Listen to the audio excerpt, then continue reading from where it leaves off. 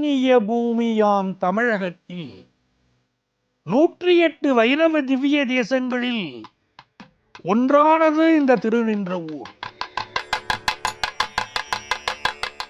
இந்த பெருமாள் மூலமூர்த்திக்கும் திருக்கழுகுன்றம் தாழக்கோயில் சிவமூர்த்திக்கும் பக்த வத்சலமூர்த்தி என்ற ஒரே பெயர்தான். ஜெயா தொலைக்காட்சியுடைய அருள் நேரம் நிகழ்ச்சியிலே திருநின்றவூர் என்னை பெற்ற தாயார் திருக்கோயில் பற்றி நாம் காணப்போகிறோம். சிவனுக்கும் விஷ்ணுவிற்கும் ஒரே திருநாமம் அமைவது என்பது அபூர்வமானது. அப்படி அபூர்வமானது என்பதால் ஒரே நாளிலே இவ்விரு சிவா விஷ்ணு தலங்களையும் தரிசித்தல் விசேஷமான செல்வங்களை நல்கும் என்பது நம்பிக்கை. பக்தவத்சலம் அப்படின்னா அதி புண்ணியகரமானது அப்படின்னு அர்த்தம். பொதுவா சிவனுக்கும் விஷ்ணுவிற்கும் மிகவும் பிரீத்தியான நட்சத்திரம் திருவோணம். அந்த நட்சத்திரத்தில் பிறந்தவர்களுக்கு பக்தவத்சலம் என்ற அற்புதமான பெயரை சூட்டுவார்கள். இது ஜோதிட சாஸ்திரத்திலே பெயர் வைக்கிற போது செய்யப்படக்கூடிய அதிசூட்சமமான ஒரு விஷயம். இந்த தலத்து மகாலட்சுமிக்கு திரு என்று ஒரு பெயர் உண்டு.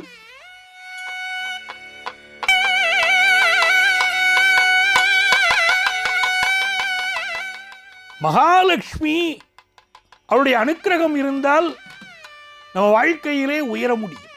திரு நம் வாழ்க்கையில் நின்றால் நாம் திரு நின்றவராக ஆகிறோம். ஆகவே தான் நம்முடைய பெயரில் கூட திருவளர் செல்வன், திருவளர் செல்வி என்றெல்லாம் பெயர் சூட்டுகிறோம். அந்த மகாலட்சுமியுடைய அனுக்கிரகம் கிடைக்க வேண்டும் என்பதற்காக திரு என்ற வார்த்தையை இணைத்துக் கொள்கிறோம். இந்த திருநின்றவூர் என்ற பெயர் ஏற்பட்டதே அந்த தல வரலாற்றை பார்த்தால் ஒரு சமயம் பெருமாளுக்கும் மகாலட்சுமிக்கும் இடையிலே சிறு ஊடல் ஏற்பட்டது. ஊடல் கொண்ட மகாலட்சுமி பார்க்கடலை விட்டு விலகி பூமிக்கு வந்தாள். நேராக இத்தலத்திலே வந்து தங்கினாள். மகாலட்சுமியை காணவில்லையே என்று சமுத்திரராஜன் பல இடங்களிலே தேடினார். என் மகளை காணவில்லையே என்று தேடினார். கடைசியிலே இங்கு வந்து மகாலட்சுமியை கண்டார். மகளை கண்ட மகிழ்ச்சியிலே என்னை பெற்ற தாயே என்று அழைத்தார்.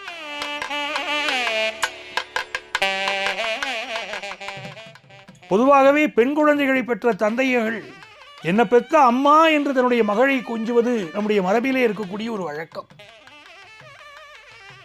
இன்றளவும் அதை நாம் காண முடிகிறது. அப்படி தன்னுடைய மகளை கண்ட தந்தையாகிய சமுத்திரராஜன் என்னை பெற்ற தாயே என்று மகாலட்சுமியை அழைத்தார். பார்க்கடலுக்கு திரும்பி வர கூறினார். மகாலட்சுமி அதை ஏத்துக்கலை. இதனால திரும்பி சென்ற சமுத்திரராஜன் நடந்ததையெல்லாம் பெருமாளிடம் கூறினார். பகவானே, என்னுடைய மகளை நான் அழைத்து பார்த்தேன், அவள் வரவில்லை. தாங்கள் வந்து தேவியை அழைத்து வர வேண்டும் என்றார். பெருமாள் சொன்னார், நீங்கள் முன்னே செல்லுங்கள், நான் வருகிறேன் என்றார். அதன்படி பெருமாள் வந்து மகாலட்சுமியை அழைத்தார். பெருமாள் வந்து அழைத்தவுடன் சமாதானம் அடைந்தாள் மகாலட்சுமி. மீண்டும் பெருமாளுடன் பார்க்கடலிலே வாசம் செய்ய புறப்பட்டாள். பார்க்கடலுக்கு சென்று வாசம் செய்தாள். இதனாலே பார்க்கடல் மீண்டும் புது பொலிவு பெற்றது.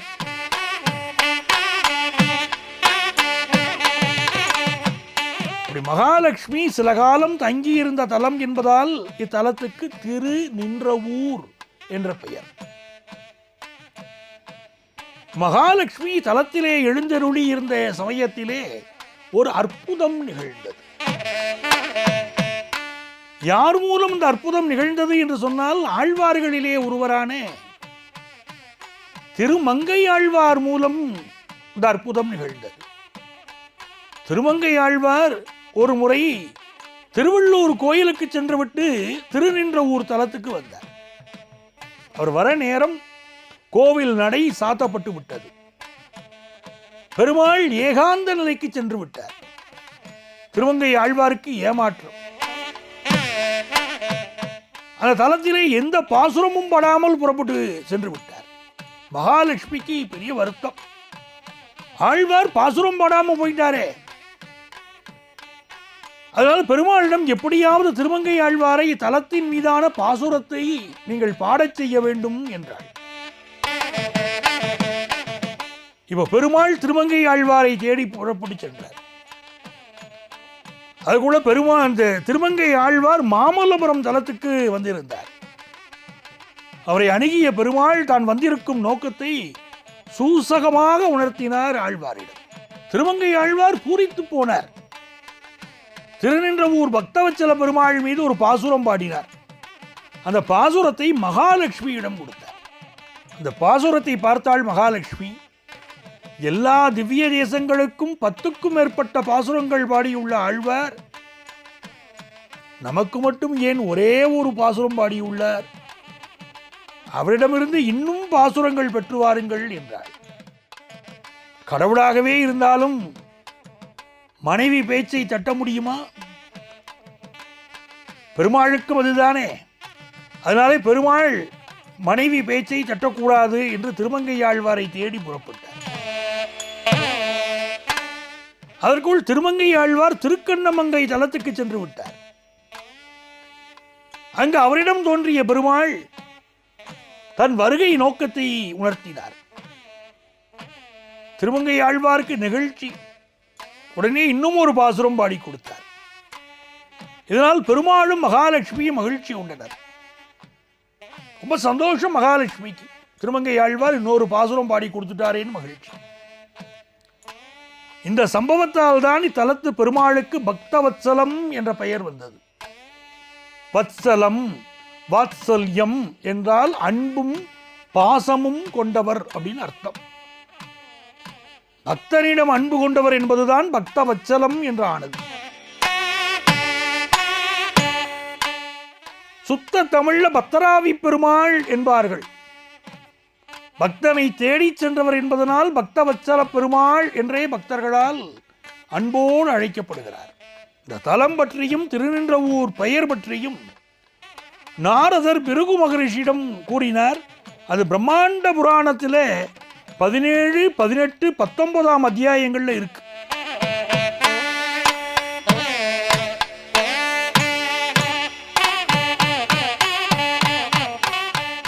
இதன் மூலம் இந்த தலம் 2000 வருஷத்து பழமையானது அப்படின்னு நம்ம உணர முடிகிறது. தல புராணங்கள்ல தலத்தை கட்டியவர்கள் பற்றிய எந்த குறிப்பும் இல்லை. என்றாலும் கிபி 690 முதல் 728 வரைக்கும் 38 ஆண்டுகள் அரசாட்சி செய்த பல்லவ மன்னன் ராஜசிம்மன் காலத்தில் இந்த கோவில் கட்டப்பட்டிருக்கலாம் என்கிறார்கள். பல மன்னர்கள் இங்கு திருப்பணி செய்திருக்கிறார்கள். இந்த தலத்துடைய ராஜகோபுரம் விஜயநகர காலத்திலே கட்டப்பட்டது.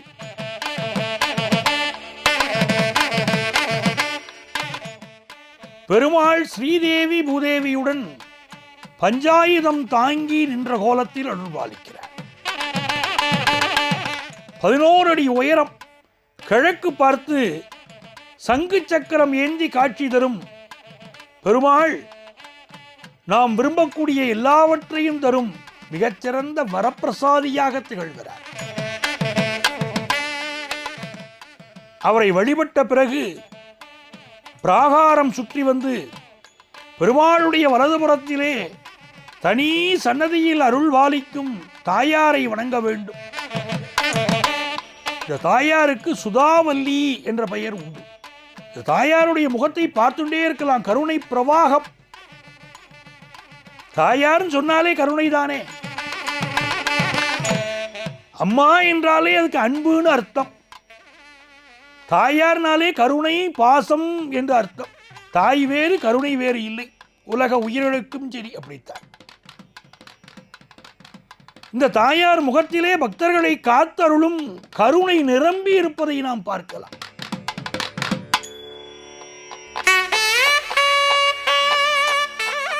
குபேரன் தன் நிதியை இழந்து வாடிய போது என்னை பெற்ற தாயாரை வணங்கி மீண்டும் நிதி பெற்றான் என்று புராணம் சொல்கிறது. இந்த திருக்கோயிலிலே மகாலட்சுமி வைபவலட்சுமியாக இருக்கிறாள். சகல சௌபாக்கியங்களையும் தரும் வைபவலட்சுமியாக இருக்கிறாள்.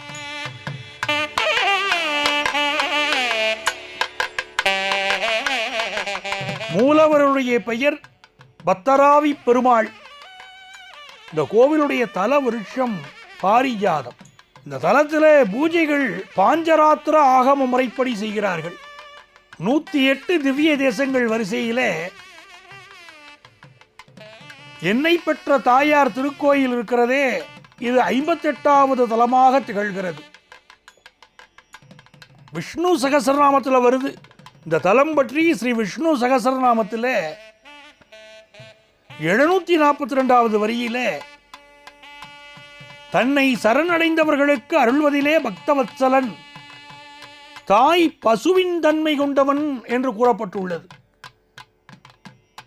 அதை உறுதிப்படுத்தும் வகையில் சமுத்திரராஜன், வருணன் இருவரும் இந்த தலத்திலே பெருமாளுடைய தரிசனம் பெற்றிருக்கிறார்கள்.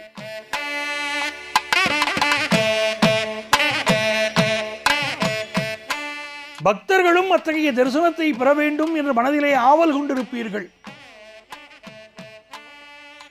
அத்தகைய தரிசன அருளை பெற வேண்டுமானால் பக்தவத்சல பெருமாளை பௌர்ணமி, உத்திரம், திருவோணம், வெள்ளிக்கிழமை, சனிக்கிழமைகளிலே நீங்கள் வழிபடலாம்.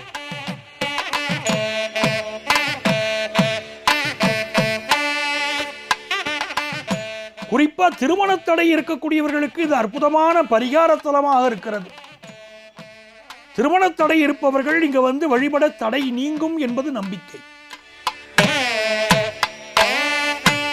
வியாபாரிகளுக்கு ஒரு நல்ல செய்தி இந்த கோவிலில் உண்டு. வியாபாரம் பாதிக்கப்பட்டவர்கள் இந்த திருக்கோவிலுக்கு வந்து ஆதிசேஷனுடைய சன்னதியில புதன்கிழமைகளில் நெய்விளக்கு ஏற்றி வழிபடணும். பால் பாயாசம் படைத்து அர்ச்சனை செய்து வழிபட்டால் வியாபாரம் செழிக்கும்.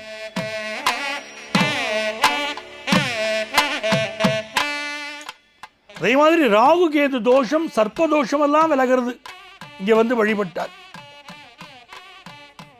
பக்தவத்சல பெருமாளை வழிபடக்கூடியவர்களுக்கு இழந்த சொத்து மீண்டும் கிடைக்கும்.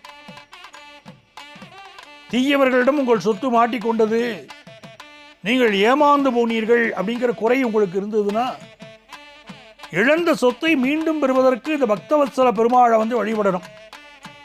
அதே மாதிரி காணாமல் போன பொருட்கள் திரும்ப கிடைப்பதற்கும் பக்தவத்சல பெருமாளை வழிபடலாம். நிறைய பேர் உயர் பதவிகள் இருந்தவர்கள் திடீரென்று பதவியை இழந்திருப்பார்கள். பதவி உயர்வு சிலருக்கு கிடைக்காமல் உங்களுக்கு கிடைக்க வேண்டிய நியாயமான பதவி உயர்வு யாருக்கோ கிடைச்சிருக்கும். மனக்குறை ரொம்ப இருக்கும். எனக்கு அந்த பதவி உயர்வு கிடைக்கலையே, எனக்கு அது வேணுமே அப்படின்னு குறை இருக்கும். எல்லா தகுதி இருந்தும் நான் பதவி நீக்கம் செய்யப்பட்டேனே அப்படின்னு சிலருக்கு வருத்தம் இருக்கும். அப்படி இழந்த பதவியை மீண்டும் பெற வேண்டுமானாலும் இந்த தலத்திற்கு வந்து வழிபட்டால் உங்களுக்கு இழந்த பதவி மீண்டும் கிடைக்கிறது என்பது பக்தர்களுடைய ஒரு அற்புதமான அனுபவமாக இருக்கிறது. திண்ணனூர் வந்து பக்தவத்சல பெருமாளை மனதார பிரார்த்தனை செய்து வந்தால் ஒளிமயமான வாழ்க்கை அமையும் என்பது திண்ணம். ஜெயா தொலைக்காட்சி என்னை பெற்ற தாயார் திருக்கோயிலை படம் பிடித்து காட்டியதிலே மன நிறைவு கொள்கிறது. சர்வஜன சுகினோ பவந்து.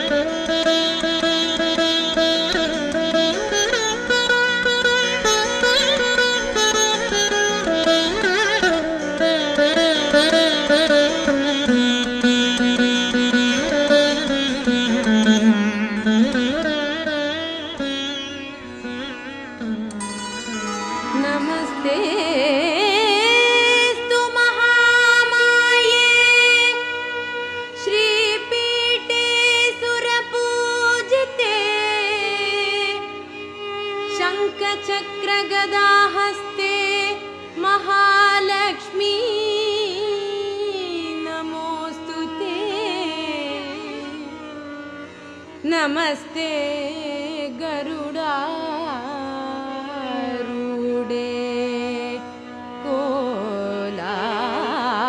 कोलासुरभयङ्करी सर्वपापहरे देवी महालक्ष्मी नमोस्तुते सर्वज्ञे सर्ववरदे सर्वदुष्टभयङ्करी सर्वदुःखहरे देवी महालक्ष्मी नमोस्तुते सिद्धिबुद्धिप्रदे देवी भुक्तिमुक्तिप्रदायिनी मन्त्रमूर्ते सदा देवी महालक्ष्मी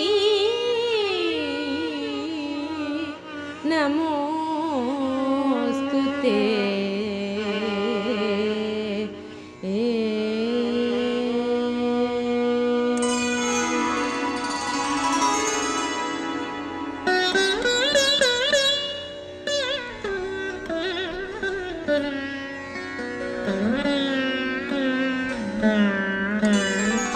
आद्यन्तरहिते देवी आदिशक्ति महेश्वरी योगजे योगसम्भूते महालक्ष्मी नमोस्तुते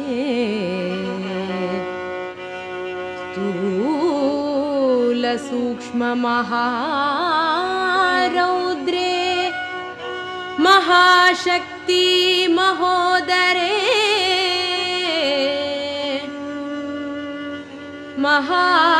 महापापहरे देवी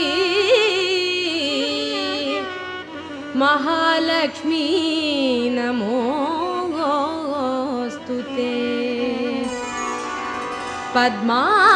पद्मासनस्थिते देवी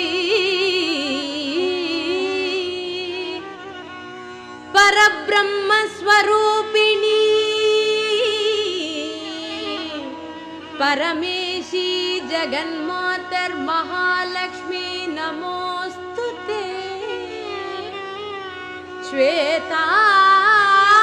श्वेताम्बरधरे देवी नानालङ्कारभूषिते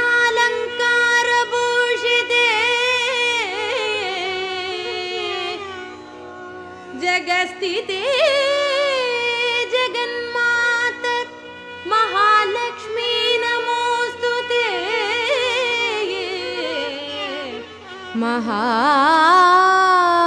महालक्ष्मी नमोस्तुते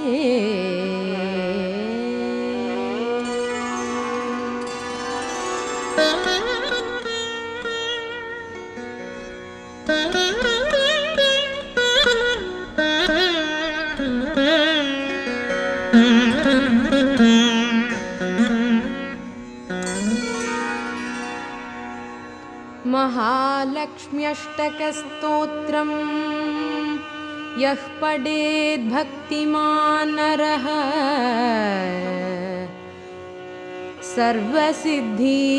सर्वसिद्धिमवाप्नोति राज्यं प्राप्नोति सर्वदा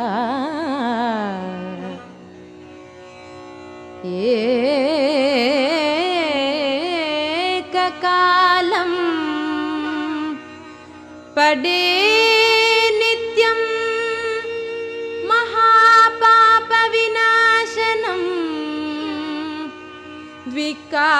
द्विकालं यः पठे नित्यं धनधान्यसमन्वितः त्रिकालं यः पठे नित्यं महाशत्रुविनाशनं महालक्ष्मीर्भवे नित्यं प्रसन्ना वरदा शुभा